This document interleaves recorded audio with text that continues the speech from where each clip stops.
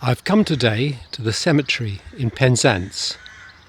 Penzance is in the far southwest of the UK, in the county of Cornwall.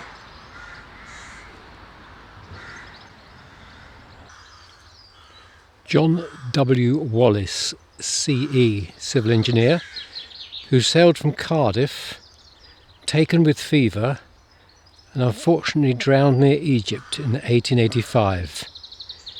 He was just 26 years and 8 months.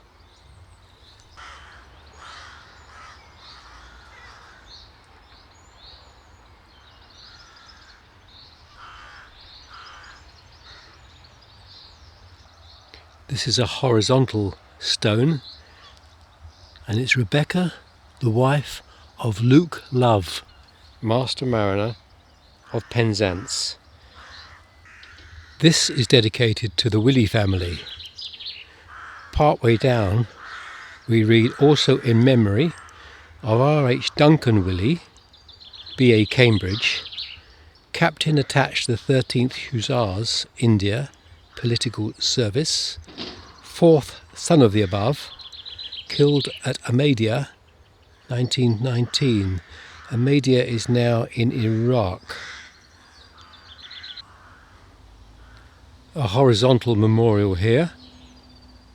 On the side it reads, in loving memory of Thomas Bailey, lost in a storm at sea, 1886, aged 17 years.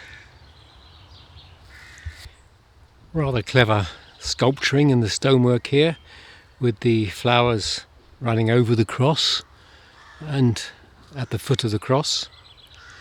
And the memorial is to Bessie, the wife of Charles Lavin, 1890.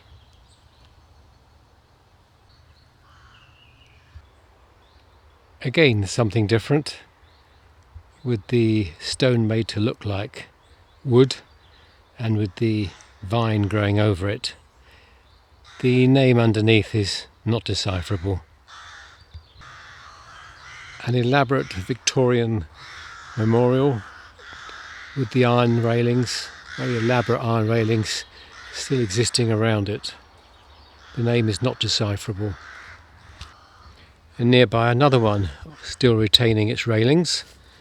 We can get a surname from this stone, and this one is surname is Rodda, R-O-D-D-A. William H. Berryman, 1884, and underneath is Sarah Ann. Several large tombs here with very large granite stones and some railings, and it seems they all belong to various members of the Dennis family. This one is Catherine Dennis. She died at Weaths, Penzance in 1880, aged 51 years.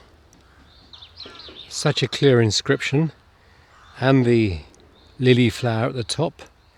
This is for James Ford, the beloved husband of Priscilla Jane Ford, died in 1895, aged 42.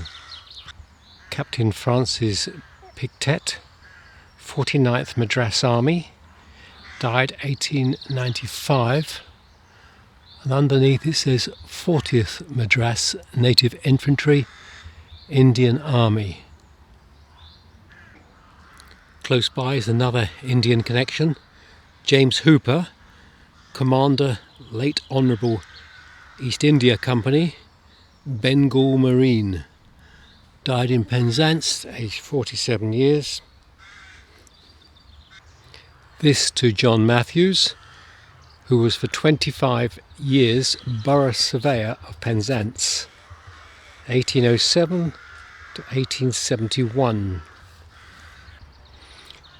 Here you can see one of the tallest memorials in the graveyard.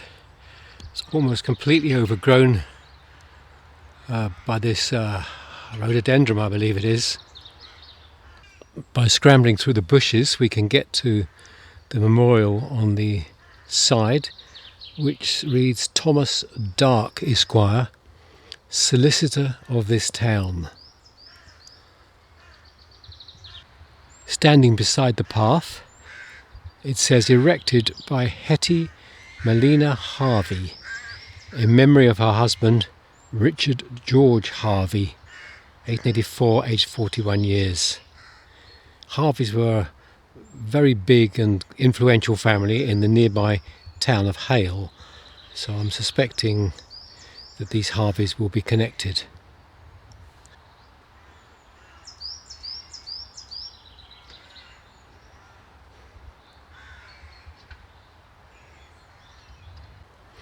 It's interesting to note that a lot of the graves have the iron railings around them. I think when they were originally built in other graveyards there were iron railings, but they were lost over the years. But here the iron railings are still retained. 2 more here. And this one close by. And another 2. A small stone here which details the beloved children of Joseph. There's a dog. In memory of the beloved children of Joseph and Grace Bailey. Mary Jane, 9 years. Thomas, 17 months. Esther, 4 months. Mary Jane, 2.5 years. And also Joseph himself, the father, who was lost at sea in 1881, aged 48. So, poor old Grace Bailey. What a sad life she had with all those losses. Lieutenant Colonel R.N. Huddersty, late Royal Irish Fusiliers, 1886, aged 47. This is a horizontal memorial, and it's in copper or bronze. It's got a rather nice green colour, and the surname is Courtney. First date is 1859.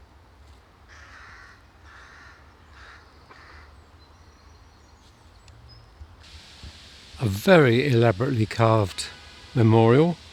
We have the cross, and we have the 2 angels lifting a woman up, presumably to heaven.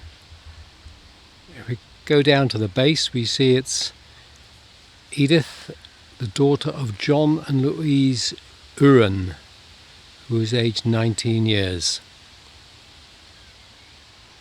Very nicely done. A large one here with the angel and flowers at the top.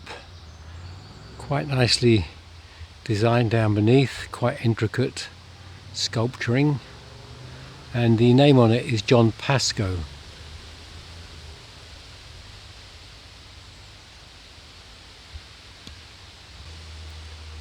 This is the first of the war graves I've come across here. This is to E.J. Hill, Lance Corporal, Royal Defence Corps, formerly the Duke of Cornwall's Light Infantry, 1918, aged 32. In ever-loving memory of William James Curnow, P.O. First Class HMS Aurora, dearly beloved husband of Mary Curnow and darling daddy of Harry. He died on active service on board HM hospital ship Garth Castle, South Queensferry in Scotland, 1918, aged 32. There is a stone behind these flowers, but now completely hidden, but quite a splendid display. Down at the far end of this graveyard is another section. This is for the newer graves.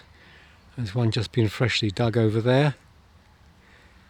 All of a similar height, the gravestones. The ones with the wood standing up behind them are to support them because they haven't been put in firmly enough. They're unstable as memorials.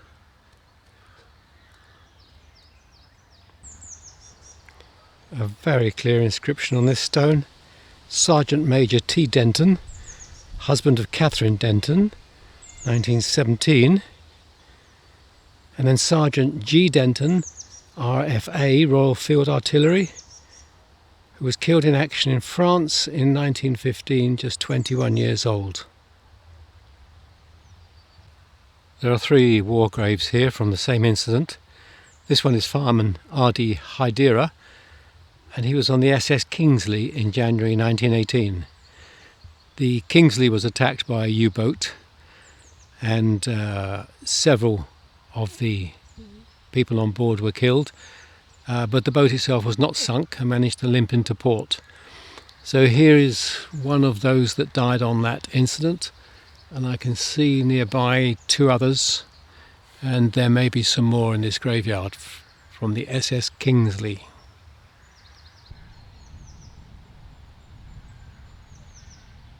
W.H. Green, he was a deckhand, RNR, Royal Navy Reserve.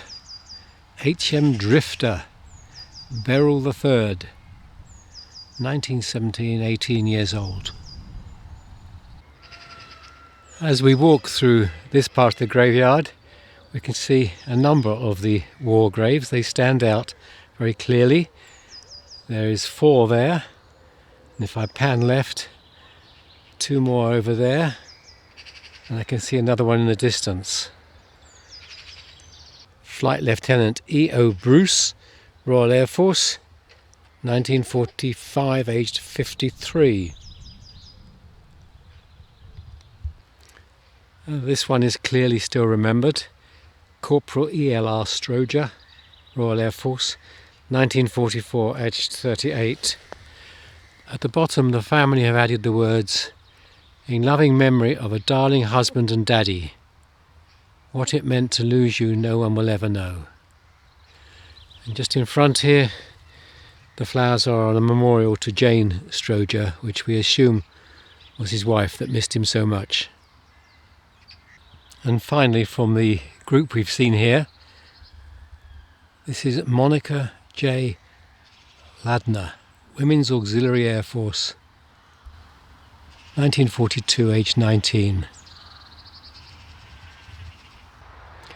As I've looped a path through this cemetery, I come to the War Memorial, and here are numerous stones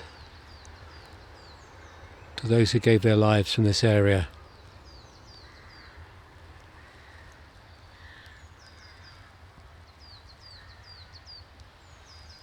Right along the front here are a number of memorials to people who died in the same ship.